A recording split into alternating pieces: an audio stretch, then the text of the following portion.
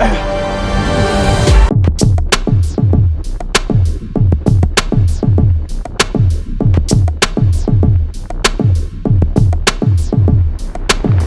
看本期小白测评，今天我们又在第一时间为大家带来苹果前一段时间发布，你得过一段时间才能买到手的 iMac 2021 24寸 M1 的版本啊，这应该是近些年啊 iMac 在外观 ID 方面改变最大的一次，而且基本上预示着未来的 iMac 这条产品线整个的 ID 风格都会从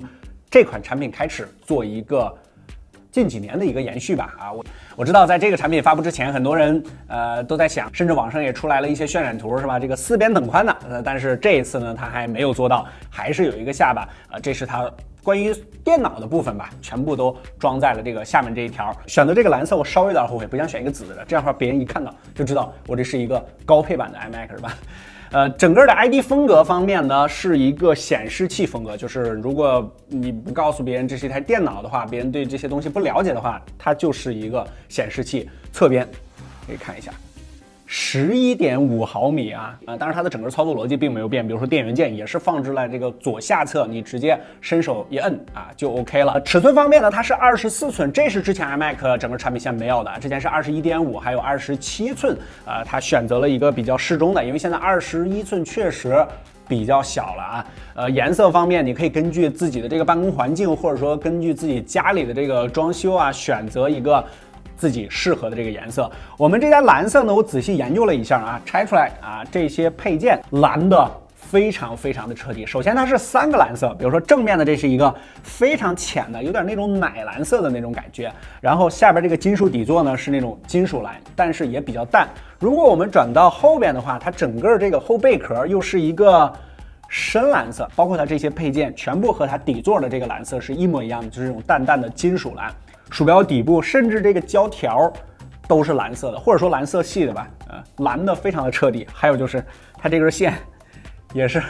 淡的这个蓝色，编织材质的啊。后面还有个小设计，就是基于 MagSafe 技术的它的这根电源线啊，也不能把它叫电源线，它这个网线也集合在了里边啊。它是一个磁吸式的，非常的精致啊。这根线的这个接头，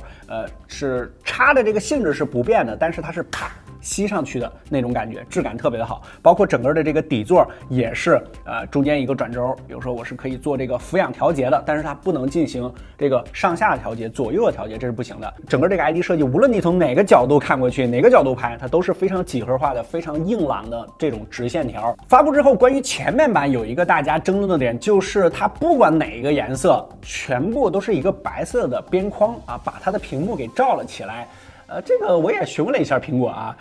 反正就是选择了这么一个 ID 设计，这就是它的这个设计风格。一开始我以为这个跟下边是分开的，其实它是一整块玻璃，只不过是在背面呢做了这个不同的涂层，比如下面是一个蓝色的，比如说你买这个黄色的或者说紫色的都是相对应的颜色，然后上面全部都是白色的，或者说我们 P 一下啊，把它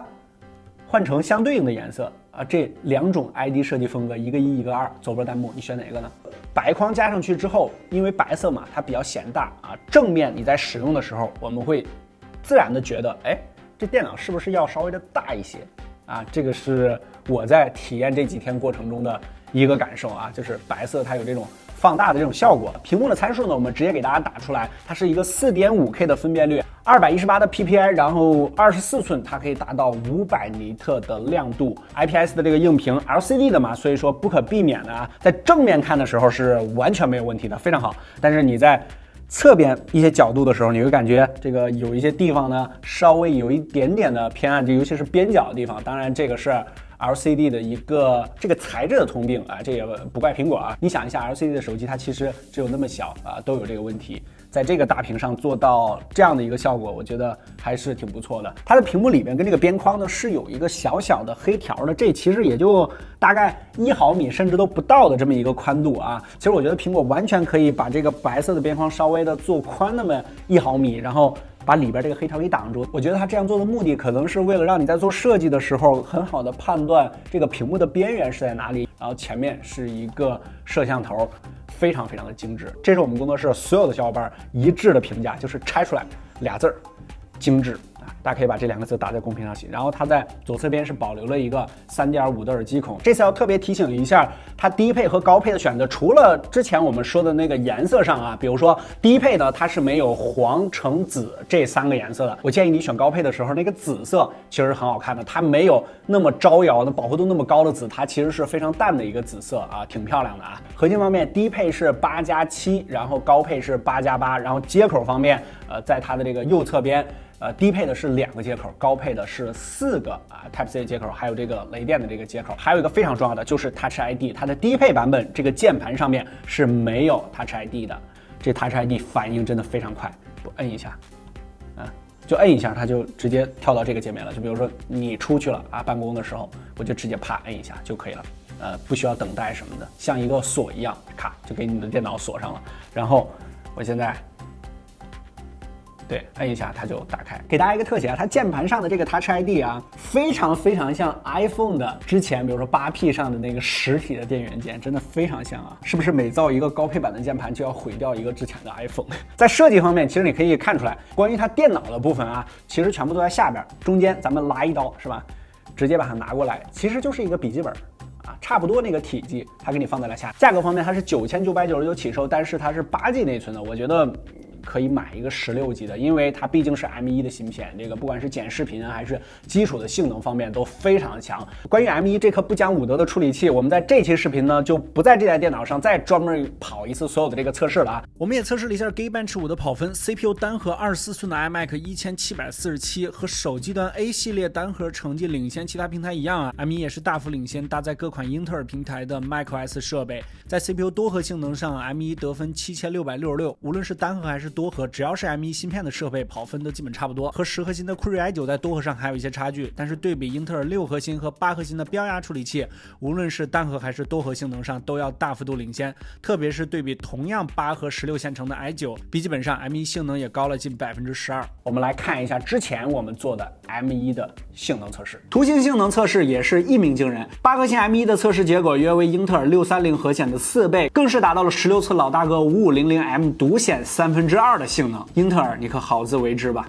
接下来就是专注测试 CPU 的 R3， 单核性能1500分左右，表现同样不俗。多核性能上，16寸的 MacBook Pro 凭借超线程挽回了一点颜面，老款 i5 不提也罢。新 Mac 的硬盘性能相比于前代提升也是非常大，读写性能是直接翻倍。我们实测达到了 2.8G 每秒的读取， 2.2G 每秒的写入速度。可能是受硬盘总量的限制，写入速度并没有 1T 版本的16寸 MacBook Pro 那么优秀。M1 的理论性能确实非常强，实际性能释放我们采用了我们整个工作室都在用的 Final Cut Pro 这个剪辑软件，渲染输出同一个视频工程来比较综合的性能差异。首先是 1080p 分辨率的渲染输出，大家可以先猜一波啊，哪些是 M1 的，哪些又是专业吃饭的 i9。实际的结果非常出人意料 ，Pro 的 M1 346秒领先 Air 17秒，以23秒的优势战胜了 i9 9880H。这结果你敢信？大家可以把大吃一惊打在公屏上了。重复测试还是同样的情况，这还不是最让人意外的。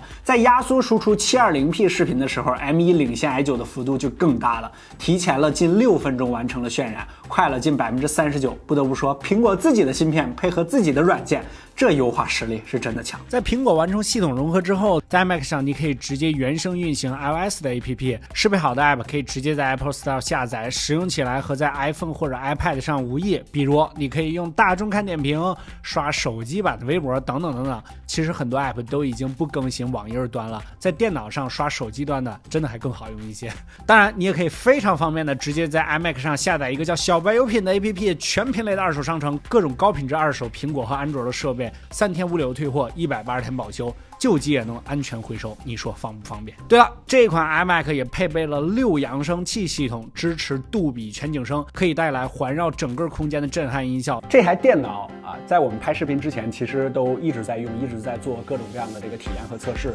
而且在录制的时候一直点亮着这个屏幕。它后背整体啊，其实只是温热啊，而且它温热的非常均匀。关于这台 M1 它的定位啊，这个我们体验了一段时间，这个感受是，